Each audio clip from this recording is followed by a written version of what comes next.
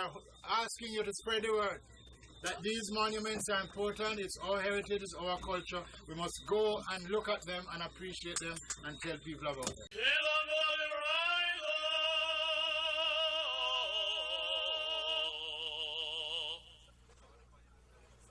9:30 a.m. Wednesday, October 16th. A tour group assembles in front of the Morant Bay Courthouse in St. Thomas to observe National Heritage Week. The group is led by Mr. Winston Wright, who has been chairman of the St. Thomas Parish Investment Committee of JAMPRO since 1987, and also a member of the St. Thomas Heritage Foundation. The investment committee was the distributor for the U.S. JAMPRO Hurricane Relief Grant for people in the parish who suffered from Hurricane Gilbert, and has been conducting training for small farmers and actively promoting investment in the parish and tourism. For Heritage Week this year, the St. Thomas Heritage Foundation and the Parish Committee of the JCDC got together to plan this tour. Sponsors for the tour were Tropicana Sugar Estates, who loaned the big bus for the tour, and the Jamaica National Building Society. The group of about 70 persons included members of the JCDC, the Investment Committee, the Heritage Foundation, history teachers, scouts and junior Red Cross girls, police youth clubs, etc. I am the parish chairman of the St. Thomas Cultural Development Committee. We plan cultural activities for the parish. I have been culturally involved or been active culturally in what has been going on. Even from school, having been a part of festival activities.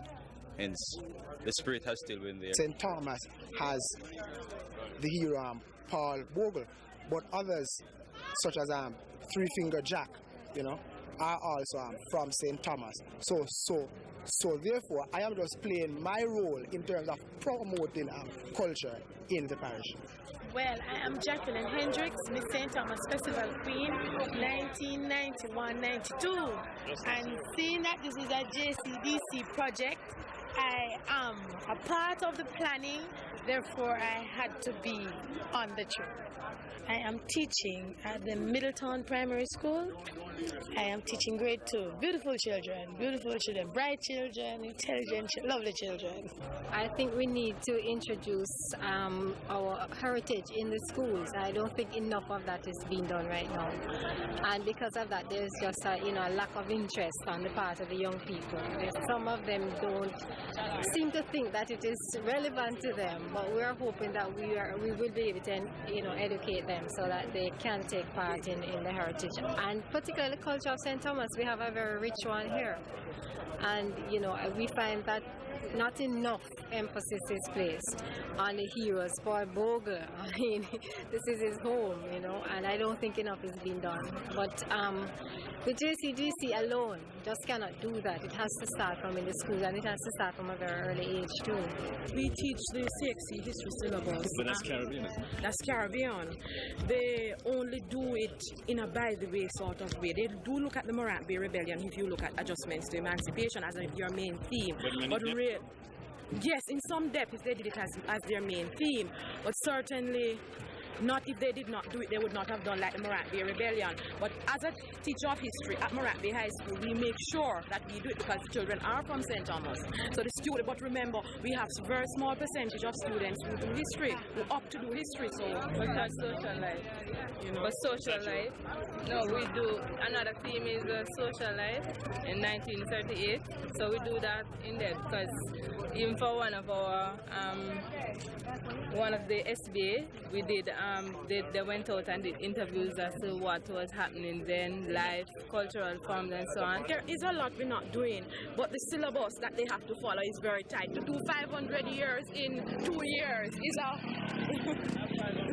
But we do Morant Bay, and we do make them do it. But remember, the numbers of students that get to do it is very limited. It's true, right? I believe that one of the problems that we're having in Jamaica today, the people do not understand their history. As a matter of fact, I I firmly believe why we have so much migration and people don't have no sense of belonging, because we do not have any real sense of our heritage and the history of our country.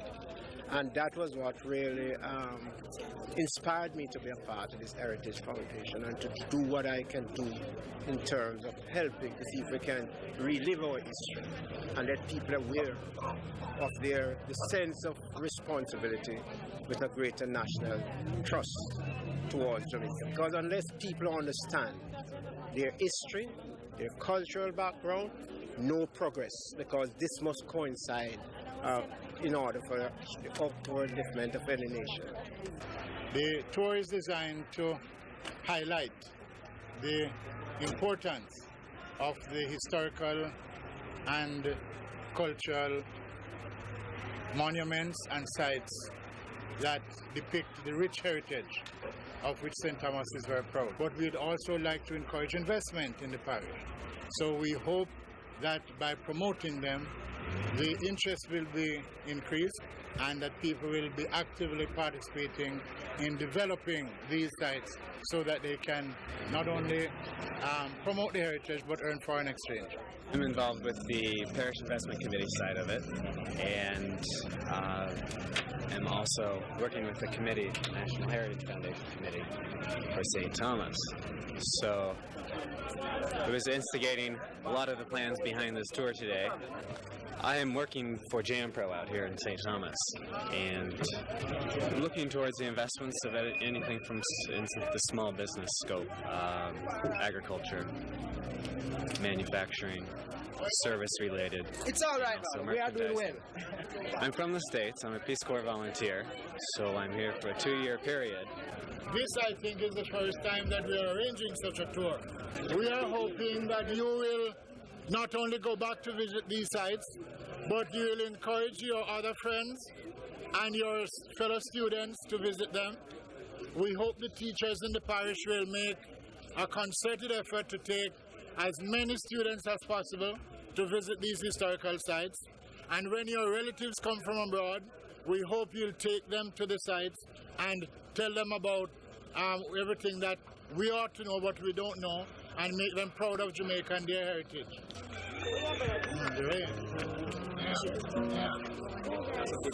That's a good sign. Children, please come this way, and you, please come this way. Children, come. Please come this way. Children, come this way first. Let the children come this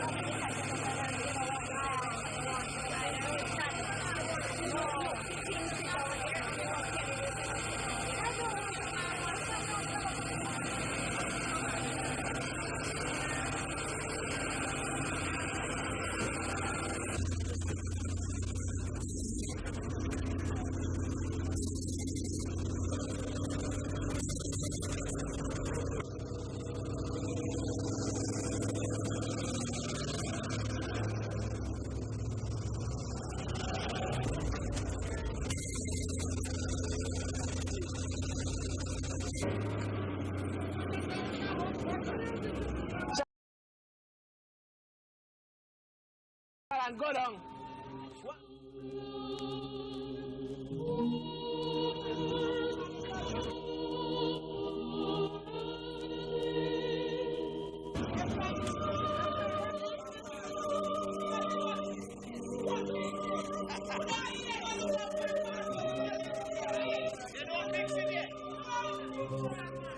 The first stop on the tour was the Stony Gut Monument.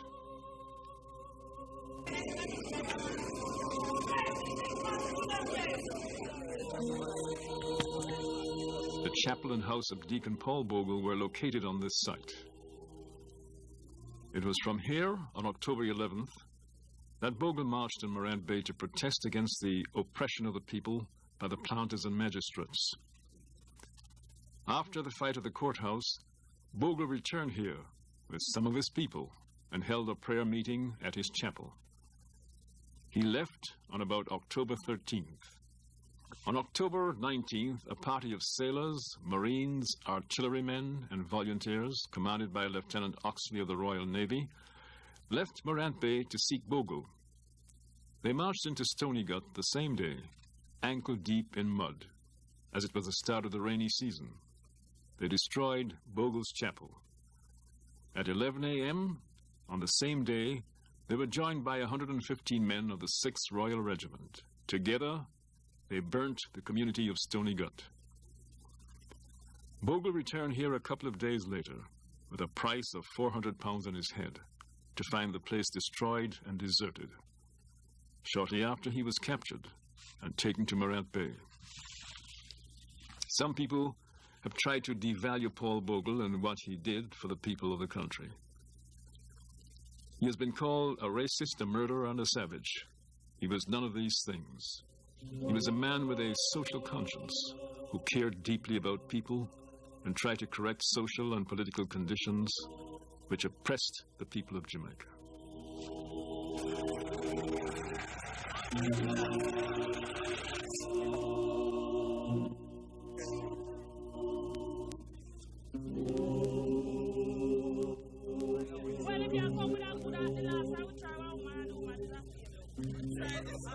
You don't look tired or anything. Oh yes, perhaps it doesn't show, but I am in fact tired. Why are you interested in the historical heritage?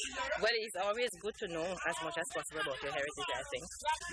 And in particular Paul Bogle, because of what happened in St. Thomas many years ago. Definitely want to know all that we can know about Paul Bogle. What's interesting earlier on to hear one of the ladies talking about his having been captured by maroons. Now I thought perhaps that we should have documented what she was saying because of the tariff, because of just there being another side to the story. When I asked another lady, she said it's just her saying. It's not really a saying of the area. It's always interesting to hear the handed down story from generation to generation. Sometimes it looks a little bit different from what we're accustomed to, but then it seems to be that this is just her fable rather than anything else. No, it was not. It's more than a fable, in fact. Yeah, he was captured by maroons. Oh, well.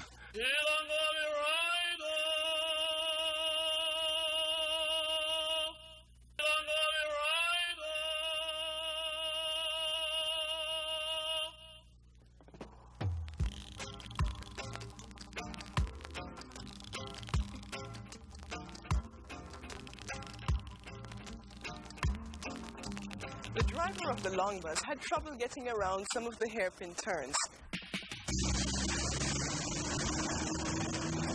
At this bridge, a little backing up had to be done, and one passenger, who was not prepared to risk going over the narrow bridge on the bus, jumped off and walked across.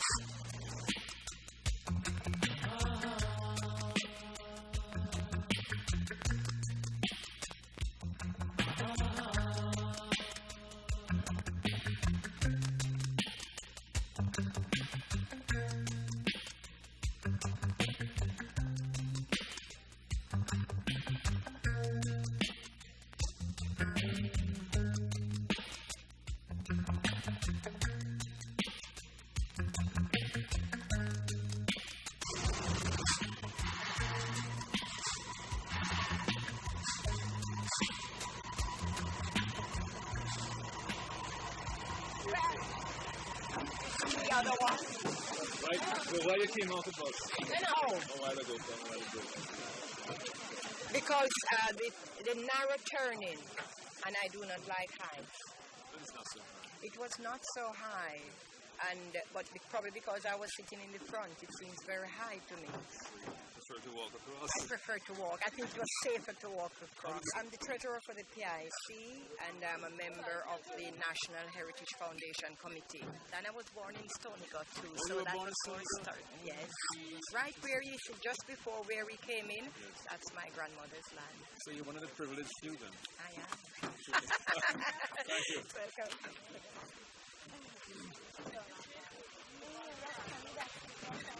Mr. Driver, just come here a minute. That bridge gave you a little trouble, huh? Yeah, it's a real problem. Was it so long, though? Yeah. Tell me what kind of difficulty you have. Well, we couldn't just do it in one turn, so we had to reverse and then we go again. But we get over it then. But it's difficult driving this big old long, those. Yeah, and then again, it can't turn up here now, so I have to reverse down. I can't turn up. So are you accustomed to driving this one? Yeah, the difference is not my bus, this one. And first I've been driving. Yours is as long as this one? Yeah. I think this is one of the greatest things that has happened in St. Thomas. It helps people to become more culturally aware. And the Scouts, for example, this is a great benefit for the Scouts. It's only a pity that many more were not involved, and we didn't have more transportation to take more people. I think this is one of the best things that has ever happened. Those young people. Yes, this is great. When I graduated from college, I was asked to do scouting in Morant Bay. I was involved shortly before, during college, and so I accepted the challenge to become a scout leader. It has been challenging, demanding, but if ever there is something that one can do to help the men and women of tomorrow, I think one should get involved in scouting. I think it's important for us to know the history of the parish. So I think it enables us to better understand the present. Growing up as a child, did you have any feeling or knowledge of the history of this parish? Not much. You see, a lot of Jamaican history wasn't taught at school then, so we didn't know a lot. We knew much about the English and other countries of the world. It's only after I left school we would begin to realize that there is a lot to learn about Jamaica and St. Thomas in particular. Paul Bogle, he sort of related in a way to the family because my sister, he is a great uncle of my sister who has since died. So because of that, they used to talk about the Bogle family, you know, and if there is any sort of angry situation that would have occurred at any one time, they would say, oh, the Bogle breed is on it again, you know. We used to just laugh as children. But I could see historically why it was so. Someone is trying to fight the issue for the less fortunate, which I think is a good idea, and in many ways we all try to do that. The Bath Fountain stands on the bank of the Sulphur River, about a mile north of the town of Bath. It lies on the site of a mineral spring discovered by a slave in 1695, just 3 years after the earthquake which destroyed Port Royal. It was found that the water had therapeutic qualities, and so many people went to bathe there that it resulted in the town of Bath being founded in 1750. Some hardy souls took the narrow hill and gully track to the Bath fountainhead. We followed the progress of this large lady.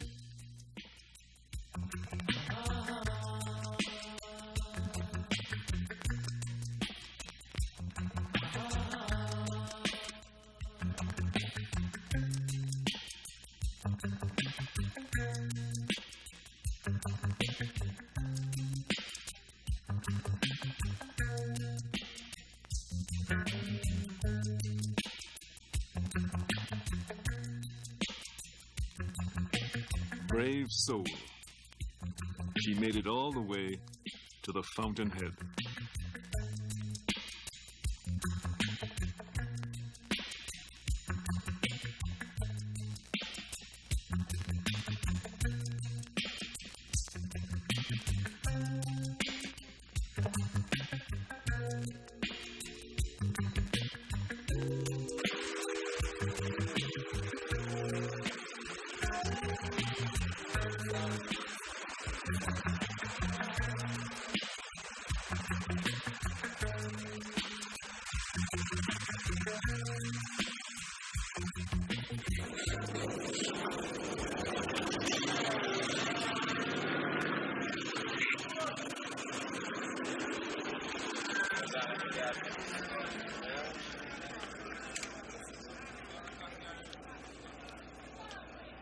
The next stop was the Bath Botanical Gardens.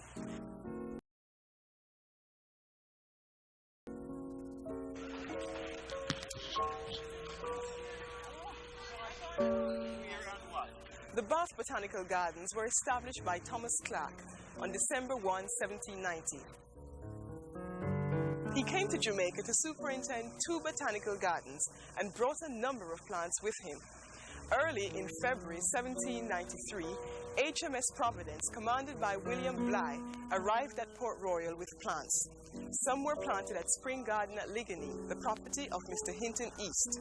Some were taken to Port Morant and Savlamar, and some were planted at Bath, including a breadfruit tree.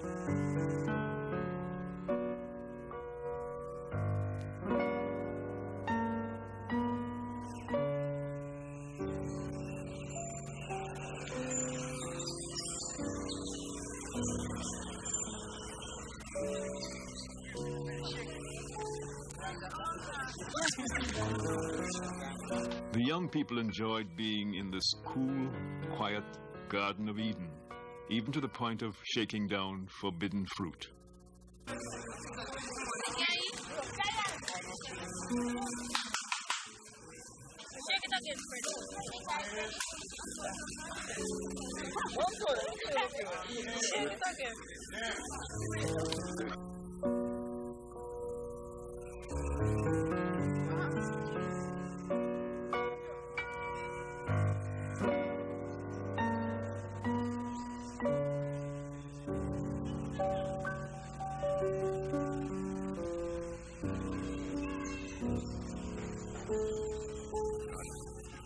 There could be no better place to have lunch than in this quiet green setting at the Bath Botanical Gardens. Lunch, courtesy of the Jamaica National Building Society.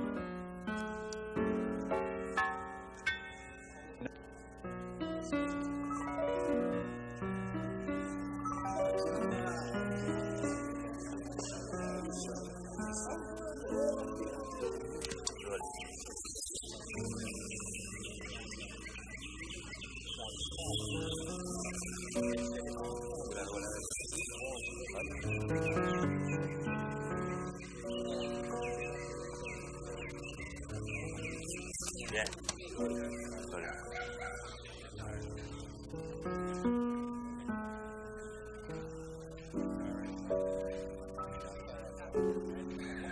I knew this park from 1950. I came out here on a holiday from Britain. When I came here, every tree was identified. Little metal discs on them, and you could know every tree. And it's sad to see that is not kept up now.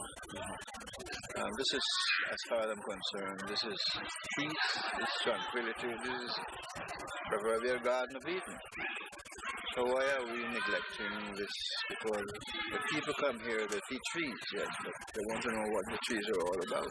It's sad, you know, we must not neglect our heritage like that. You know. I would like to see the trees identified again. And a lot more can be done to this garden. Right now it's lush. You know about the rains and so on. And the trees have withstood Gilbert. But I came here after Gilbert, and believe me, there wasn't a leaf on a tree. But now, you know, nature's bounced right back. But at the same time, nature needs a little help from us. The lack of identification plaques on the trees was the only sour note.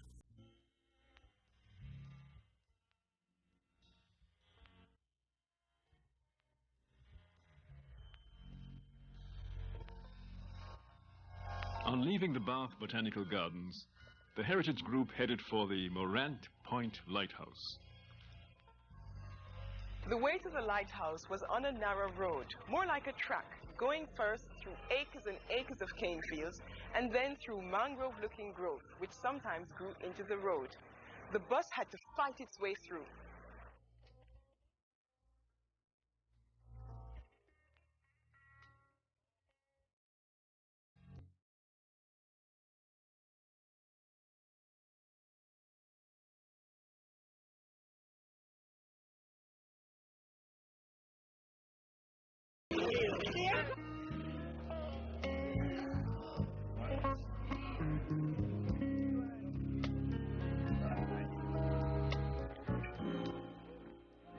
The view from the lighthouse was spectacular.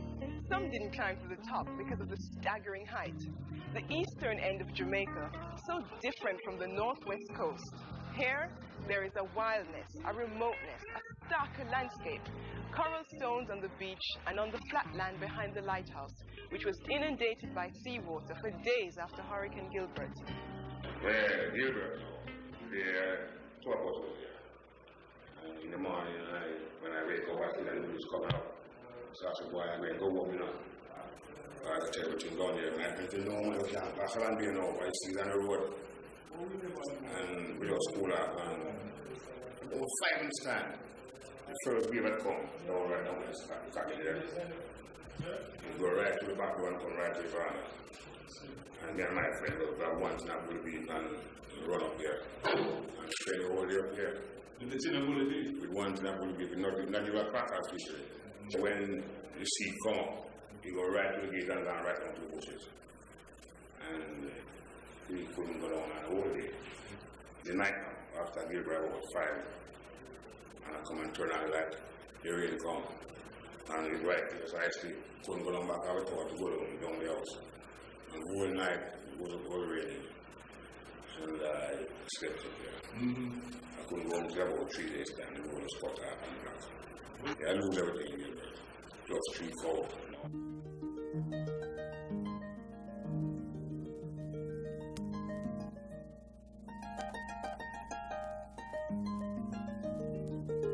At the end of the long day, the bus crawled into Morant Bay Square, its passengers tired, but happy that they had taken the trip, even though a couple of the sites were left out for lack of time.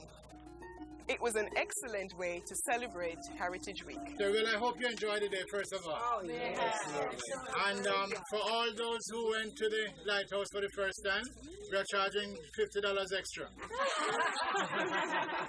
We are asking you to spread the word that these monuments are important. It's our heritage, it's our culture. We must go and look at them and appreciate them and tell people about them. Thank you very much.